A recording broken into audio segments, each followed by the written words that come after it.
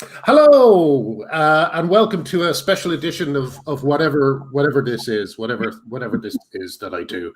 I'm speaking today. I was originally going to speak with Derrick Jensen, who you'll all recognize from the video I probably shared more than any other video when I was on Twitter, which was another reason I got banned, which was his demolishing of queer theory and its links with pedophilia. But Derrick said that Lierre would be joining him today, and Lierre is from it's Lierre Keith. Am I right there? Lierre is from Wolf, the very pugnacious and brilliant American feminist organization. So I thought that we all thought that because today was such a momentous day in the worst way possible, that it would be good to do the three of us. I'm hearing a little bit of a weird kind of thing on my earphones, which might be my voice coming back. So if the volume's loud there, it might be worth turning it down a tiny bit. I don't know if you've, yeah, that's better. That's better. If you can hear me, then I can hear you great. Great. Okay. Can you, Lierre? Can we start with you? Oh, first of all, actually, no. Because we were going to start with Derrick, I'll break with tradition and start with the man. Derrick, I'll be ungentlemanly. Derrick, can you just give a little description of who you are and what your role is in this particular debate around women's rights? I'm an author. I got 25, 26 books out, something like that, and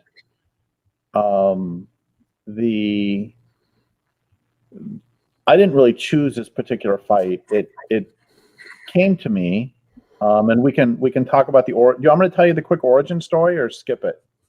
Yeah, no. Let's go back to that because I want to get on to Lierre and get an introduction from her. Just a brief sketch.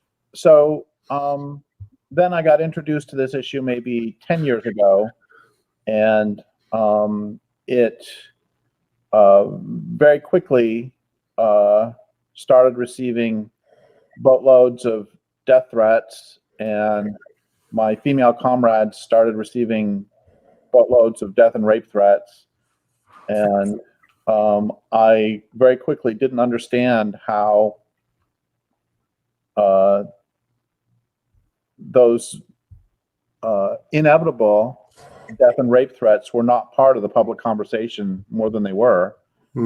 And also the whole ideology makes no sense to me. And when I would try to ask people, okay, so what is a woman? They would threaten to kill me. And so I didn't understand how you could have and we'll get into this more later, but I didn't understand how you can have laws based on things that they don't even define. It makes no sense to me. And one of the things I'm kind of known for is that I don't follow ideologies so much as if something doesn't make sense, I say this doesn't make sense to me. And that along with my analysis of queer theory ended up costing me both of my publishers. 3 publishers. Or cost me 3 publishers. It was yeah. And I have found a new publisher, but we had to have a conversation about it. And I've gotten deplatformed at universities a whole bunch of times. I go in to talk. My main 2 issues are talking about environmental destruction and talking about men's violence against women. Those are my 2 main issues. And I go to a university to talk about how this culture is destroying wild nature, and they will literally say to me, you can't talk about that unless you will say the mantra, trans women are women. Wow. Okay. This makes no sense to me. I mean, it would not make sense to deplatform me anyway. I mean, I've never tried to deplatform anybody. I don't care what anybody else says. And nonetheless, it has nothing to do. I literally, because I'm such a nerd, I did the math one time, and it's I don't remember what the numbers are, but it's basically 0.07% of the words I've ever written for print have been about this. Yeah. And there are people who then would agree with 99.93% of what I write, but then it doesn't matter because this 0.007 or whatever And then one last thing, and then I'll shut up, is that also it just amazes me that a lot of the stuff I write is frankly fairly controversial. And the main thing I'm known for is writing that civilization will never be sustainable. And we don't have to go there because that's not the point of this. But I would have thought if I was going to get deplatformed, it would be for saying that civilization inherently is not sustainable. It would not be for saying that women should not be forced to share their most vulnerable spaces with males. I never thought that would be controversial. That's one of the things I don't get. I don't understand how any of this is controversial. We're all in the same boat there. Let me move on to Lierre very quickly. Lierre, can you just tell us a little bit, because I guess my audience would be mostly UK. Can you just tell us a little bit about Wolf and your involvement with them? Sure. So I'm actually a founding member of Wolf. It was kind of my idea in the beginning.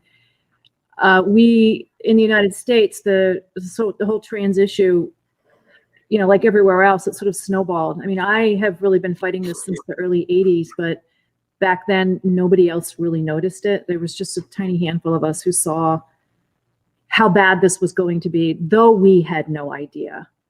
I mean, this whole time, there's like every barrier that's gotten broken. You know, I keep thinking as we approach it, the adults are now going to step into the room. Yeah. Somebody's finally going to say, okay, this is crazy. It's time to pull back. Never happened. It's not happened. It doesn't matter what they're doing to women, to children, to women in prison, to women in homeless shelters, all the teenage girls. It's just every single step at sports, every single step of the way, the adults will not come into the room. So anyway, yeah, I mean, lots of fights about this in the 80s and 90s, but it was in very, very small groups of kind of feminist community, lesbian community. That was really who was taking the brunt of this, and nobody else really cared. And then we started to see more young women who were taking up these transing sort of practices. And, you know, there was no fighting it. I mean, they had so much money behind them and already had so much policy capture. And it just was more and more overwhelming. Anyway, you know, this just keeps multiplying. Derrick and I have written a few books together, and we started an organization that was the environmental group work we were doing called Deep Green Resistance. And that our little tiny group of like 50 people was the only group in the United States that would stand up and say, we're not going to let men into women's spaces. And for that, I mean, nobody cares what we do. We're like this tiny little group of people. We were thrown from every last environmental group that anybody had ever worked in. We were just we were depersoned, not just deplatformed. So everybody's political work just came to a grinding halt because we wouldn't let one man into the women's shower and the women's sleeping spaces. We just said no. So women say no, you're not allowed. So anyway, at that point, I was like, this is crazy. Why is this little environmental group the only one who's willing to fight this? We actually need a radical feminist organization that will take this on, because it's not really in DGR's purview to do any of this. We had other work we were trying to do. And all of the mainstream feminist organizations in the United States had long since been captured. And some of them were actually early adopters, like now, the National Organization for Women. And they have done incredible things over, you know, my lifetime. But they were one of the original large groups of kind of liberal people who took this up as a civil rights cause. And I mean, it was absolutely heartbreaking and stunning. Like, you know, you always, again, like somebody's going to say, okay, no. And they didn't. They all just swallowed it whole. So it's like there was nobody left. Even like the National Lesbian Rights Task Force is controlled by men. It's all a group of men who think they are women in charge of the only group that fights for lesbian rights. I mean, it's just crazy, right? So we just need we need a group of women who are actually going to fight for women. So we founded Wolf in 2013.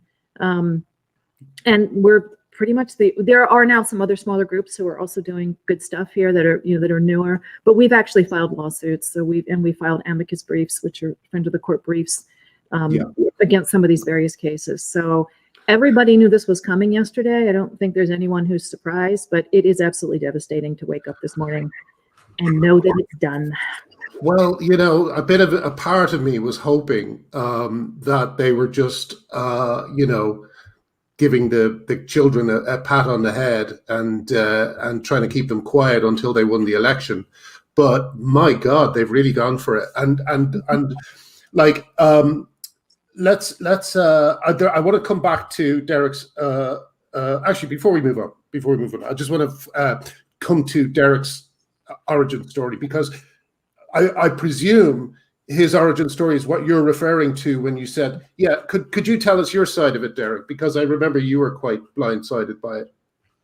So DGR was going to have some sort DGR is deep green resistance. Just to remind people. Yeah, sorry. Was going to have some sort of get together, a retreat or something, and there was one incident before, but I was not associated with that at all. And then the one that sort of pulled me in was, we're going to have some retreat, and then some guy I've never heard of writes to me and says, "Hi, I love your organization. I want to come down, but the thing is, I go by a woman's name, and I like to ride motorcycles and wear dresses." And I guess women can ride motorcycles. I know plenty that do. Anyway, and I was then, he'd written to me, so I was tasked with writing back to him, and I wrote back and said, "Well, sure, you can come. That'd be great." And the thing is, if you won't be sleeping in the women's section, but I understand that you don't want to sleep in the men's section, so you can sleep in your own room, which is something we didn't offer to anybody else. True. You can sleep in your own room, and we will post guards outside the bathroom when you go if you're so scared. Mm-hmm. And I would never do this now, but I was. It's absurd. Nobody was going to hurt him. I know it was going to hurt him. That's why I would say I would never do this now. Anyway, the point is that I said, you can come. That'd be great. We will call you the name you've chosen, but we won't call you she. You won't stay with the women. You won't have to stay with the men. We offered a separate space, which is over and over people do. What people do, and with the same result. And immediately he wrote back, "I have Crohn's disease." He wrote back and said, "I hope your Crohn's disease kills you." And, wow. And then within, but he said it in much more graphic terms. I mean, that's a nice version of what he said. So what? And no, then, that's never. I mean, you just multiply this out. Yeah. Yes. And then within a day or two, I'd received a boatload of death threats. The women in DGR had received a whole bunch of rape and death threats. They threatened to kill. Did they threaten to rape the children? Can't remember. Just kill them. They were going to do horrible things to the children. They were going to do terrible things to the children of female DGR members. And I thought, well, that's a really encouraging argument for the. Yeah. I didn't understand. They prove our point every time. I didn't understand why that didn't end the whole discussion right there. It never does. But then, and somehow we ended up being the bad people out of all this. Mm-hmm. And it's always interesting. Introduction to it that was your introduction to it. Yes. Sorry. Yeah, and until then, I mean, even though I knew you, I had never. I mean, we had talked about the issue a little bit, but we had not. I mean, it's just nothing I ever, frankly, thought about very much. Well, that leads me on to something, actually. Lierre, you were saying that you've been fighting this since the 80s. Mm-hmm. Now, it's only recent, it seems to me that it's only recently that the word trans now means both actual transsexuals and anyone who wears blue eyeshadow or whatever it is, when this kind of toxic trans activism that we're seeing now, was that in play in the 80s? Did you notice that happening?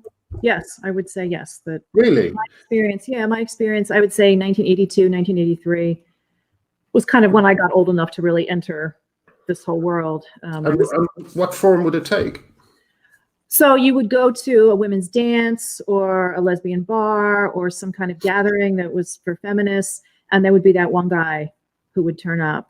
And at that point in time, other women knew that they were bad news, that they were stalkers, that they were violent, that they were unhinged, and that they didn't belong there. Even if they were perfectly kind, they still didn't belong there. But there was always a group of women who would approach him, circle him, and tell him he wasn't welcome. And they had no legal right to be there at that point. I mean, it was easy to escort them out. That doesn't mean that they didn't do damage, because like all good predators, they know how to find the vulnerable. So, I mean, I can run through all my anecdotes from those years, the very vulnerable women, young women my age, who were sucked in by these guys, you know, and the months and years of abuse that would then follow. But they're stalkers. They're obsessive. This is all about a sexual fetish. You know, they're all autogynephiliacs. Half of them are sociopaths. I'm sorry to have to say this so bluntly, but that is who they are. And there are women certainly in the women's community who have been stalked for decades by some of these guys, and nobody does anything. You're not even allowed to talk about it. Nobody believes them. And it's terrifying because nothing stops them. It's like all stalkers. There's no way to stop them. Either they get a new obsession and then they move out of your life, or they die. That's the ways that you are free from a stalker. So I saw all that, you know, even in the early 80s. There weren't very many of them yet. Pornography had not taken over the culture. I mean, right now, the porn industry is essentially churning out these guys like tribbles. But at that time, there weren't very many. Also, the internet didn't exist. Yes, right? That's what confused me, I think, because I was thinking, I thought of it as purely an internet phenomenon. Sorry, I interrupted you. There were always a few, and they were the ones. I mean, gender identity disorder is what it used to be called, and that was introduced to the DSM-4 in 1980. So they had already had a whole decade of political pressure trying to get that diagnosis created by the medical establishment, and then pressure them to include it. And it was so they could get those horrifying surgeries. That's what they wanted, because that's the ultimate expression of their fetish, is they want to have, you know, like female body parts. So the only way to do that is to get it paid through insurance. So they had to have some kind of medical diagnosis. So they created that, and then they got that put into the medical literature. And then in 2013, I think they had that changed to quote gender dysphoria. But it's the same thing, and it's the same. These are politically created entities. I mean, you can say that about a lot of diagnoses. I understand that there's always, you know, sort of a social component, but this was very clearly, you know, political advocates with a whole bunch of money put this kind of pressure on psychiatrists to get that into the DSM-4 so that they could get their surgeries and their hormones paid for. And so that was 1980 when that started. So there's a whole decade before that where they're working really hard to get that done. When was Renee Richards? What was it, 70? I don't even remember. I was a young kid, so. What was Renee Richards? Go ahead. Renee Richards is a guy who forced his way onto the women's tennis circuit and took his case to the Supreme Court and won in I don't know what year that made it so. I mean, this is in, I thought it was before the 70s, but this is in the 70s. Was it in the 60s? It might have been. It's 60s or 70s. He was the first big one. Yes. And he paved the way for all. I mean, they all talk about him as their hero. Him and Buffalo Bill, of course. And the Supreme Court in the United States ruled, this is 60s or 70s, ruled that he would be allowed into the women's tennis circuit. And really, the Supreme Court. Yeah. And so that remained. Yeah. Did he? Was he playing for a while, or what happened? He was playing, but I think he was too old. He was old at that point, so he wasn't really a contender. I mean, he was looking at the 50s or 60s at that point. Yeah, he's pretty old. He was pretty old.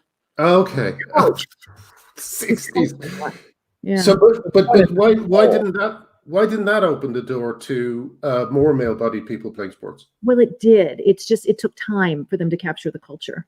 Right. Because at that point, there was still, I think, a lot of, I don't know, shame. I don't know what you want to call it. There was a lot of secrecy around it. They were still all meeting in private little groups, and you'd go away for a weekend was kind of what they did. And they would like take over a little resort or a hotel, and they would have these conferences where they all dressed up in clothes and wandered around together. But then they would go home to their lives and not talk about it.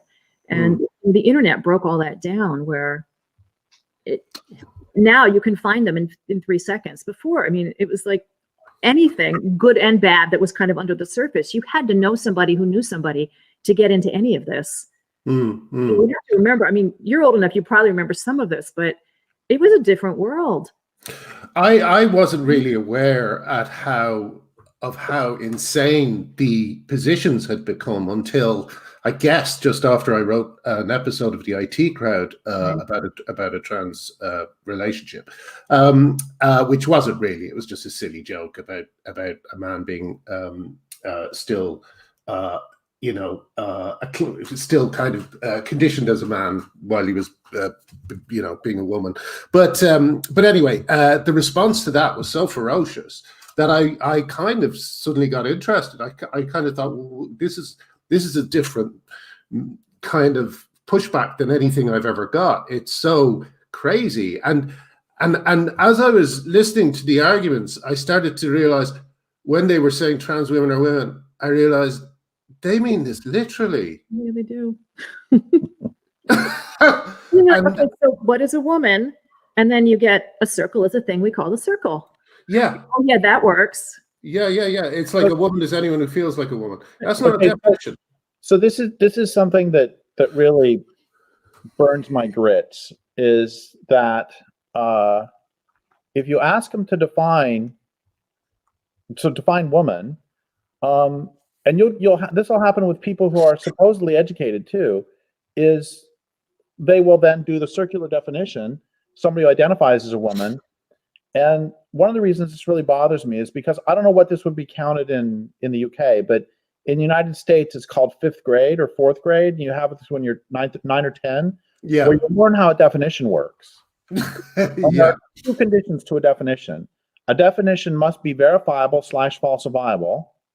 So if you say, like Stephen King gives the definition of a writer to be someone who has created a piece of writing that then has had this piece published and has received a check that they use to pay their power bill. Yeah. And the point is that's falsifiable. You either have or you haven't. Yes. And everything is falsifiable. So did you or did you not kill that person on September 12th? Either you did or you didn't, and we can prove it or not. That's how law works. Mm-hmm. And that's how definitions work. Square, it's, is this, here's a, we know what a square is. It's a quadrilateral with equal sides and 90-degree angles. Well, so is this a square? No, because it has 3 sides. That's falsifiable. Mm-hmm. Are you a vegan? Yes, I'm a vegan. What did you have for dinner last night? I had pulled pork. Well, no, you're not a vegan. Yeah. Okay, you're with me so far? Is that a bicycle? No, it has 4 wheels. Yeah. Okay, so first off, it has to be falsifiable / verifiable. Are you a member of the Major League Baseball Hall of Fame? Okay, second one is it can't be tautological. Tautological means I love this. The first rule of the tautology club is the first rule of the tautology club. Right. A tautology is something that defines itself. Yeah. So my point is, not only are they not defining women, but politicians, everybody else, they're not even using a correct definition. They would fail 5th grade. And my voice is getting thin and reedy because this bothers me so much. It's just so stupid. And not only that, but laws are based on definitions. So I once got a parking ticket when I was 16 for parking in a bus stop. And I mean, that's something a 16-year-old might do. This 16-year-old might do. Anyway, they defined a bus stop is where the curb is red or the curb is blue or whatever color they are at the bus stop. That's how it's defined. That's how you know. That's how you know you're breaking the law. Yeah. And so they're putting stuff into law which has no definitions whatsoever. And that this, as well as everything else, is boggle, even dropping off the misogyny, dropping off all of that stuff. It's like, 2 countries, do we or do we not have a treaty? Well, that depends on how we define treaty. We have defined the treaty. Yes, we have a treaty because I said we have a treaty that we identify as having a treaty. Identification means nothing.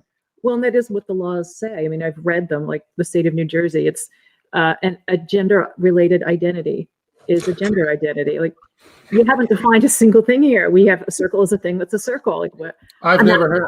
Because it's nonsensical. I've never heard. There's nothing to it, and they won't let us say that out loud.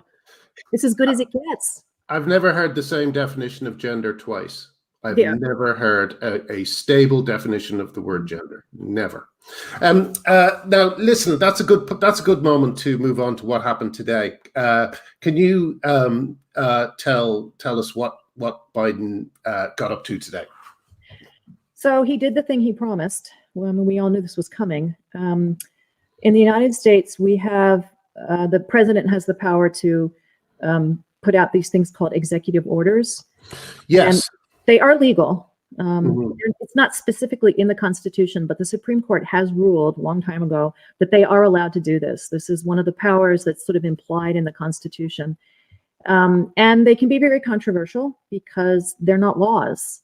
We have a process to pass laws, and that's why we have a Congress, which is the House of Representatives and the Senate. It's bicameral, and they're supposed to be the people who represent us. And it's we have three branches of government, and they're all supposed to be checks and balances. This was all done very carefully by the framers of the Constitution, so that nobody had more power than anybody else, and there were ways to always sort of keep it. So that's supposed to be the people's house, is the House of Representatives, and they're supposed to pass the laws. And the president does have this ability to do this other thing sometimes. We are not without remedy. They are subject to judicial review. We can try to bring, legal remedies toward this, but it's going to be long and slow and awful. So they are allowed to do it. He's done it. One good example is President Truman desegregated the military using an executive order. So just by fiat, he said, we're not going to have racial segregation in the U.S. Army anymore. And it worked. It's the Army. They did what he said. And it was actually it really wasn't a big deal. They just did it. And it was one of the first institutions, big institutions in the United States that was desegregated. And it's a hierarchy. They did what they were told. And before you knew it, there were black people ordering white people around, and nobody really thought anything about it. So it can work. But it is a way to subvert democracy because, we are supposed to have this other process. So jumped ahead. Go ahead. Well, I remember Trump signed a bunch of them when he started. They all do it. They all do it. But usually it's fairly minor things. But, okay, all right, because I'm always looking for it because my optimism is still barely, it's just a little flickering flame by now, but it's still there. Could this have been, because I don't see Camilla, sorry, how do you pronounce her name? Camilla. Yes, sorry, I won't attempt it again. I don't see her as really having any patience with this nonsense. And I wonder, is some of this a sop to the left? And is making an executive order something that, because it could be challenged, perhaps it's just a way of virtue signaling? No. Okay, there goes the last little saying, just script thing. The Democrats have been, it's institutional capture. They have been completely captured by this ideology. And I don't mean to sound like a conspiracy theorist, but there is so much money behind them. You said that before. Where is the money coming from? The pharmaceutical industry. Right. And also, quickly tell the Pritzker Obama story. Well, we had a president named Barack Obama, and he was, in part at least, created by the Pritzker money, and that's a huge pharmaceutical family. Hedge fund and hotel. They own they're huge. It's just this vast, corporate. But anyway, it's owned by this family, the Pritzkers, and they are from Chicago, and they bought him his first Senate seat. They bought him his first state Senate seat. In the state of Illinois. They bet on him when he was a young rookie. And they were right, because they got him all the way to the presidency, but they were one of the main backers of Obama all the way through to the presidency. So, and they're also the governor of Illinois, Pritzker. Yep. It's exactly. So they're in politics and they've got all this money, and it's like the Koch brothers or any of these. It's just, there's these huge, just viciously rich people. The amount of money that some of these groups have it's just beyond comprehension to normal people, and they do control the world economy. What, 500 of them or something, and they own everything. So, and one of the Pritzkers is, go ahead. And one of the Pritzkers is a male, goes by the name of Jennifer. And he was in the Obama administration. So that was the payoff. And this is legal in the United States. That's the problem. It's legal graft. It's legal, extortion. They are legally allowed to own the government. This is just the Supreme Court ruled that corporations were people. That was done a long time ago. And then they ruled that because they're people, they have First Amendment rights. So you can't stop them from donating to political causes, including candidates. All of this is done completely above the board. And we're never going to get democracy back until somebody puts an end to this. Yeah. And so that's the root cause of a lot of this has infected American politics kind of across the board. And so many people, both left and right, feel utterly disenfranchised, and they're not wrong. It's just that the magic trick is done completely in public view. Yes. These very powerful people with all the money, you know, like the top 2%, get to decide everything. So when people feel like they're not listened to and their lives don't matter and they're poorer and poorer every year and all these, it's all true. It's just, you know, it's not a secret cabal. They're actually out in public with financial statements anybody can look at, and they are allowed to give untold millions of dollars to create a political candidate. And that is how everybody in the United States gets into office. It's not just Obama. I'm not picking on him. But the people who picked him were the Chicago group, and that's the Pritzkers, and they had all this money, and they got him into the local, you know, as senator in Illinois, and then they got him a seat in the federal government, and then they made him president, and then it was payback time. So he went ahead and did all his executive orders, which destroyed everything that women had. So the last, you know, year or two of the Obama administration, all of this came to pass because he was paying them back. And then Trump made it all go away. It was like one of the only good things Trump did. And then we had the election, and, you know, there was no good outcome. There never dreaded an election like this. I know. Yeah. That was the way, there's nothing about, sorry?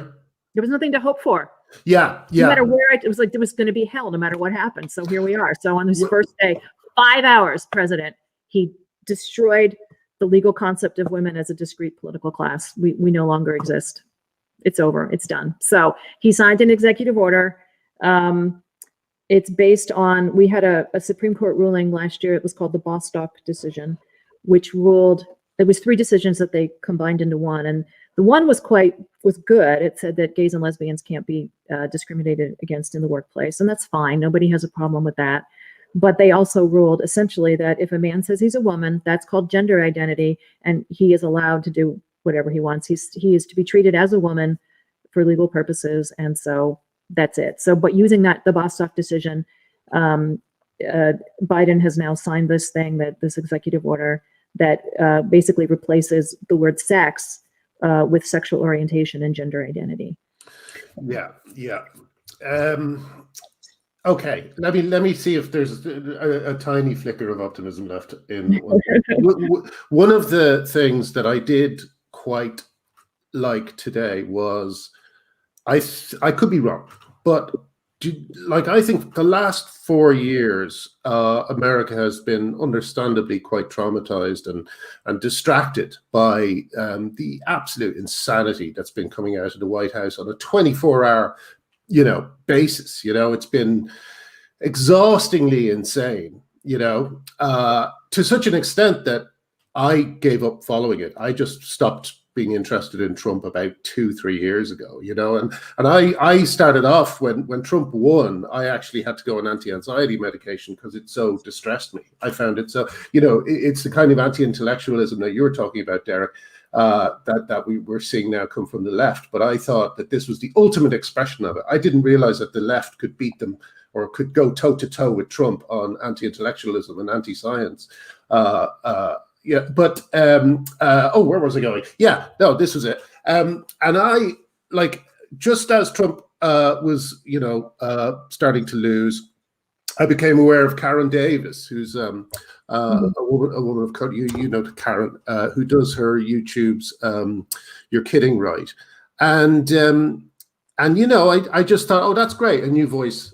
This is a voice I haven't heard. And I was wondering, she kind of poo-pooed this idea, but I was wondering whether it was because now that the distraction of Trump is gone, are people waking up to the insanity of the gender ideologues? And I wonder whether once people know what's going to happen to sport and their private spaces and their daughters, when they go into, when they're supposed to be safe, they're actually not as safe anymore. I wonder whether a lot of women in America might have woken up and realized, oh, I'm a TERF. Right. I mean, do you think that's possible? Well, my group Wolf actually did a poll, which had never been done before. So we hired a reputable polling firm just to do that thing where you call people on the phone and you ask them their opinion. And across the board, 2/3 of the people who were asked said that they absolutely opposed putting men in women's prisons, putting men in women's sports, putting men in women's homeless shelters. The normies are actually still okay. Yeah, that's what I always read. Yeah. Normal people who don't understand what's coming, they just think trans is like gay plus. Oh, there's somehow poor suffering people who need a little help. That's all they know. It hasn't hit them yet. So it's possible that as this unrolls, there'll be more pushback. And if we can give them an easy way to understand it, keep explaining what has happened, and at least have some of these lawsuits rolling, they'll have something to join. They'll have a way to understand it, and then they can join, hopefully, and help us fight this. Because how many people are involved? 300? I mean, we're this tiny little group with no money and essentially all volunteer. And we're fighting like these massive corporations with billions of dollars. It's definitely David and Goliath. Tell them about the lawsuit with the 3 girls from Connecticut. Oh, you can talk about that. Go ahead.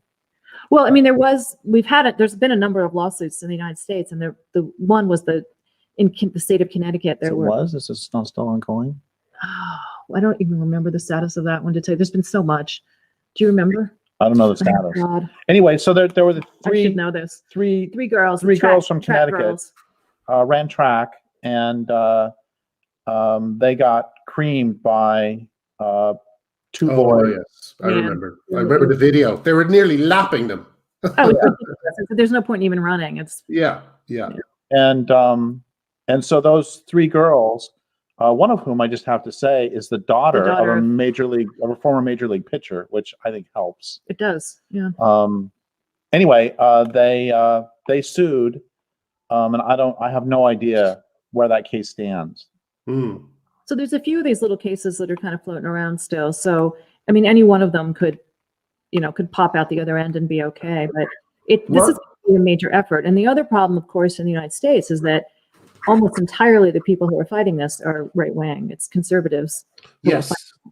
And I know there's a bit of controversy around that with Wolf and so on, especially in the UK, because if I can just explain a little bit to any Americans who are watching, there's a real kind of strong history of left-wing activism associated with feminists in the UK. So Wolf did kind of join hands for a period. I'm not sure if you're still connected with the Heritage Foundation, I believe they're called. Okay, so we never did an event at Heritage. The Heritage event was a bunch of the parents of girls, especially who had undertaken these medical procedures. Yes.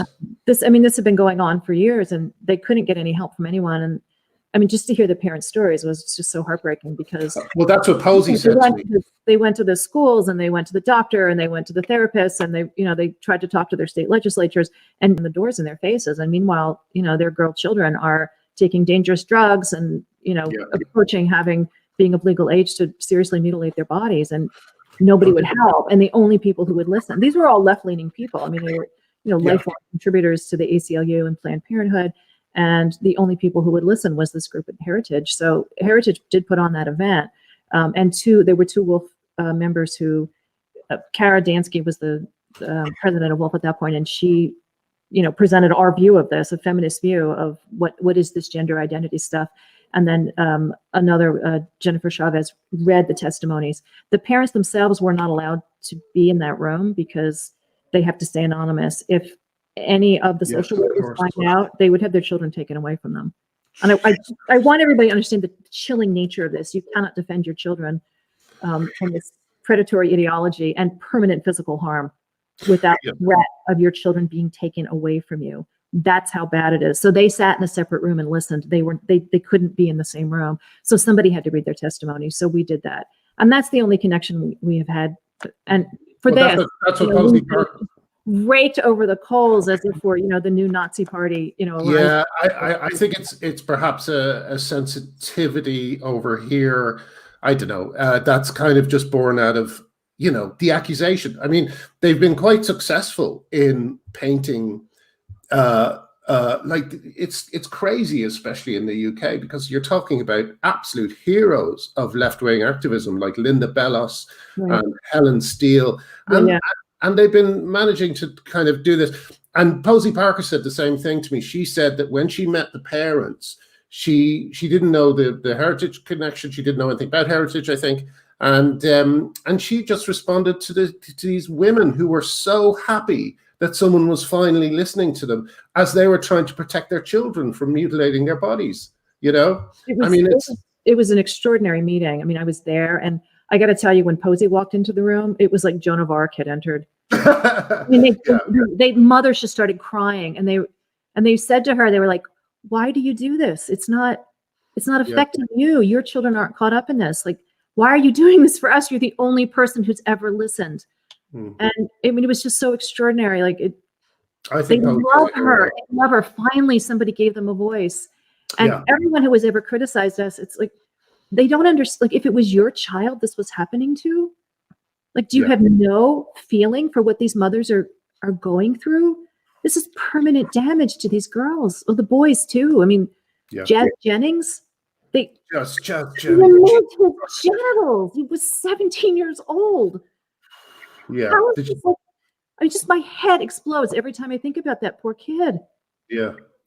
And it's often, I mean, it's an orgasm with another human being. It's a certain kind of parent from him who ever had a relationship. Yeah. His entire life. How are we doing this to little? It's just the hatred of the human animal. Just all politics aside, I don't understand the glee with which people are doing this. We had an entire nation celebrate the removal castration of this young boy, this young guy. It's a young boy. Yeah. I don't even have, I just don't even have words for the horror of this. And this is supposed to be some kind of human rights movement. Well, I compared it to a Cronenberg movie. That's the thing that, like that. The thing I originally compared to a Cronenberg movie was Magdalene Burns did a video about a young woman who said that her workplace rules on how to dress were sexist. They insisted that the men wear suits. So she wants to wear a suit. She was identifying as a man. So she said she removed her breasts to fit in with this sexist workplace rule, you know? And it's like so true that someone said, you know, feminists, actual feminists, I won't even call them radical feminists. To me, they're just feminists. Actual feminists, yes. Actual feminists want to change a sexist society, while these new kinds of, you know, non-pseudo feminists are trying to get kids to change their bodies to fit it. You know, it's mind-blowing to me. It really is. Every day it takes my breath away, you know. And like there's a thing when you have as a parent, and it's a very simple thing. Are the kids safe? Great, we can relax. Right. That's all it is. Are the kids safe? Great, we can relax. And I haven't been able to relax for 3 years because it's been 3 years since I realized that kids are doing this, that kids are undergoing things they have no understanding of. I didn't think I wanted kids when I was until I met my wife, actually. You know, until I was in my late 30s. I didn't think I wanted kids. I thought you couldn't bring kids into a world like this because it's too, you know, and the joy of finally doing it, you know, it's the best thing that ever happened to me. So the idea that a kid of 17 who's just thinking about parties and having a good time, as they should, could negate a whole section of their future. It's mind-blowing to me. Absolutely mind-blowing. Sorry, there's no question there. No, but it's the same. Like, I'm just speechless over all of this. That like this entire culture is now thinking that this is somehow okay to do this to people. Well, up to the point, especially on the left, though certainly on the right as well, like the idea that you would interfere with people's physical development, their, you know, capacity for adult relationships, for future fertility, like everybody gets that. Such just a supreme human rights violation to do that to somebody. And now all of a sudden it's like whiplash, and we're supposed to embrace this as like this wondrous frontier of human rights. I mean, it's quite frightening. I just posted up a piece by someone. Actually, let me read the end of it to you, if I can quickly. No, I've closed all my windows, so I can't read it. But basically, they pointed out that the BBC just reported an 82% rise in women committing child sexual abuse between the years of 2015 and 2014 and 2019. I think it was.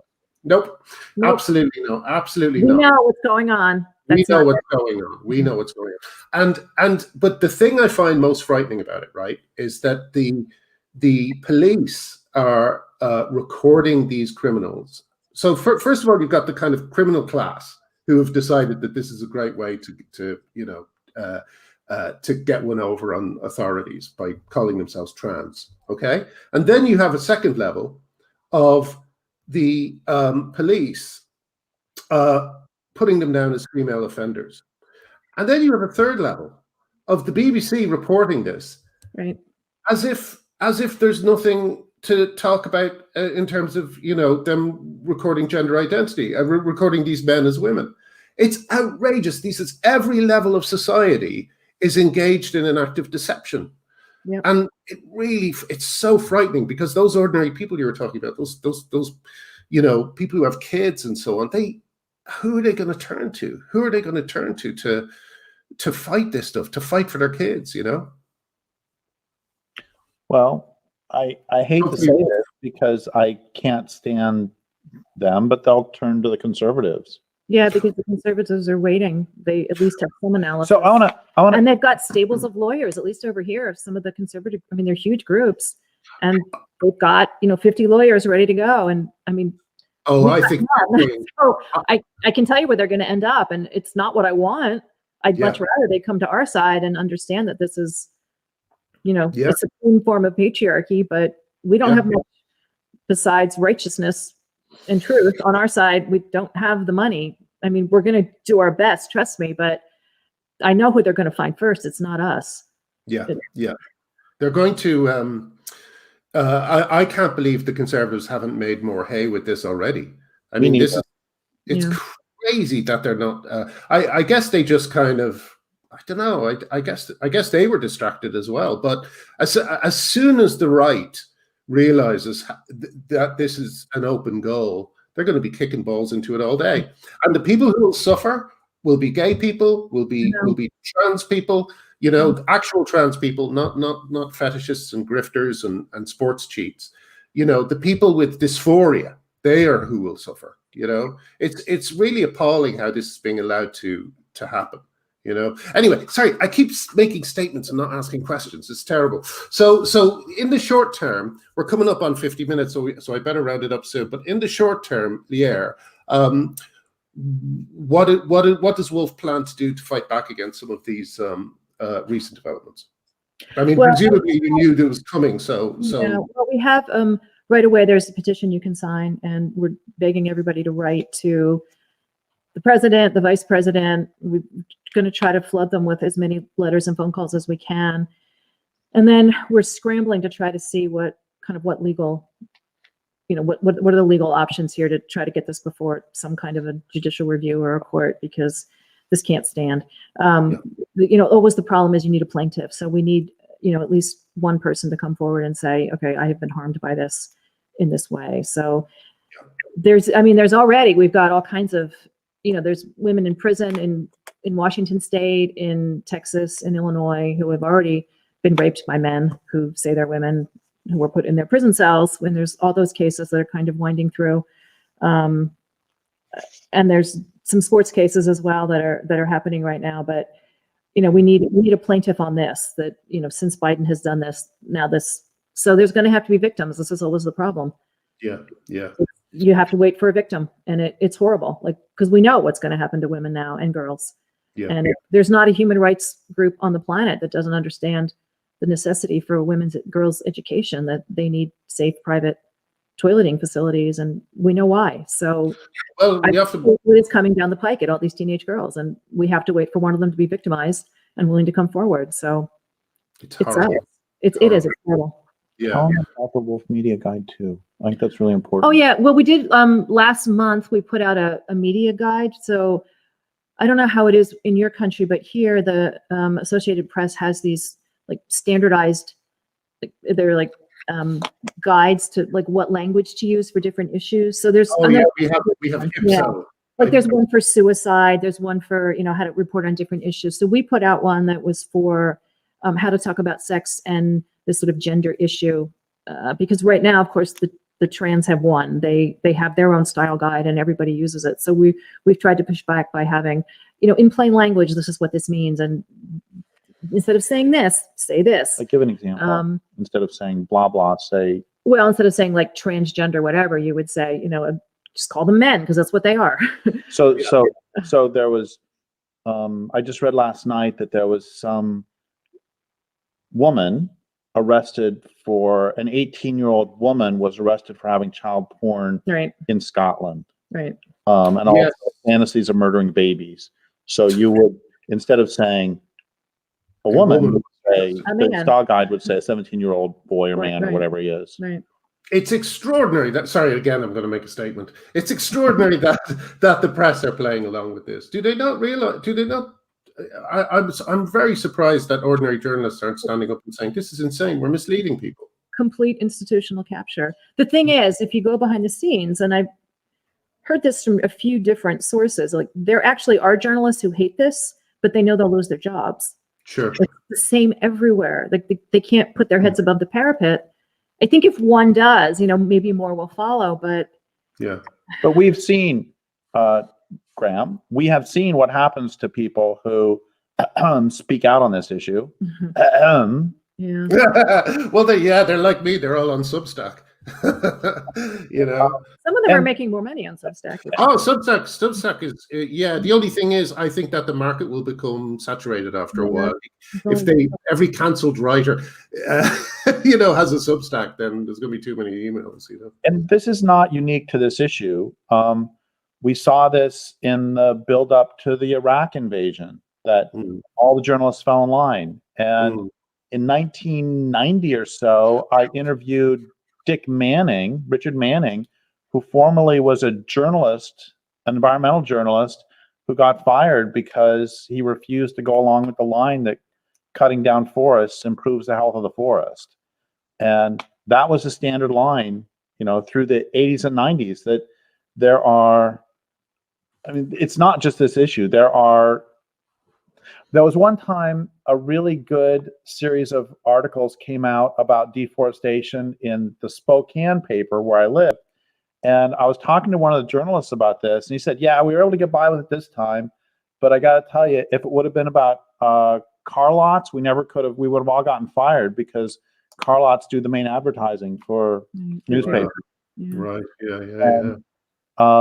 So this is, and I remember in the late 90s, I interviewed Robert McChesney about how this works, that all the journalists get in line.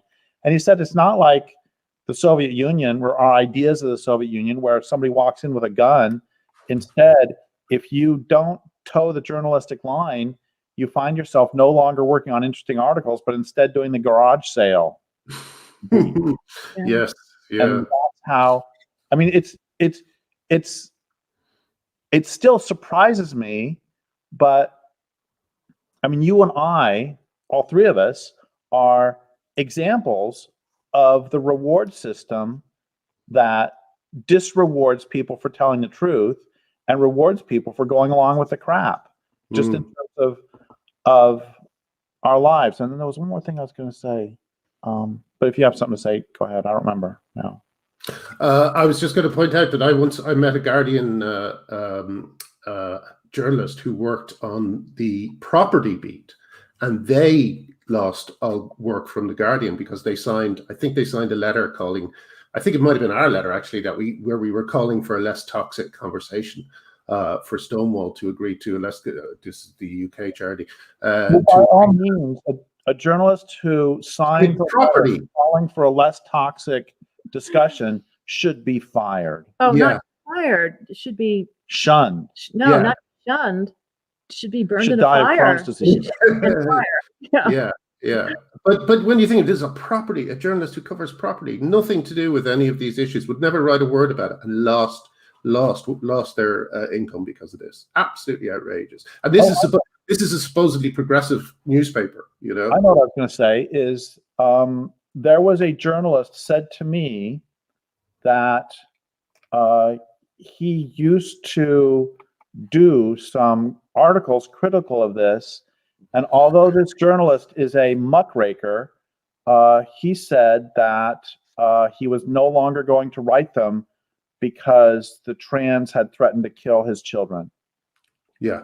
And at that point, everybody just caves, which I understand. If they threaten to kill my dogs, well, I'd hunt them down and kill them probably. But I mean, I get it. I'm just say that jokingly, but I know like, when you have, the precious thing, the person that you need to protect, I also know they back off. I get it. It's I know. terrifying. I know also a somebody who has reported on massively controversial issues and has handled them with complete calm, who did a gender critical article and said that of all the articles he'd ever done that had been controversial, for which he'd gotten in a lot of trouble, he had never, ever, ever seen anything remotely like the backlash. It was just absolutely vicious. He said they were deranged. Yeah. Welcome to my world. That's what's so. I mean, that's what's so. This whole conversation is deranging. I mean, they're asking us to believe things that are not true, and if we don't believe them, they'll threaten us. They'll threaten our livelihoods or even our kids. Gosh, it's a tough place to be. It's a really tough place to be. But listen, I better leave it at that. For the moment, Derrick, we're going to talk again in a few weeks, which I'm delighted about, because this wasn't what I was expecting tonight, but I'm really glad we did it because I think it's such an important day, and I hope that I hope it wakes a lot of people up. I'm going to keep the flame of optimism burning just a tiny bit. And Lierre, I hope Wolf goes from strength to strength. I hope that this, really puts some support behind you. I'll put all the links to anything you like in the thing below. So just send me what you need to send me. And hang around, and I'll say goodbye to you before, but I'll say goodbye to these people first. Bye-bye, everyone. Thank you very much for joining us, and we'll see you again soon. Derrick and Lierre.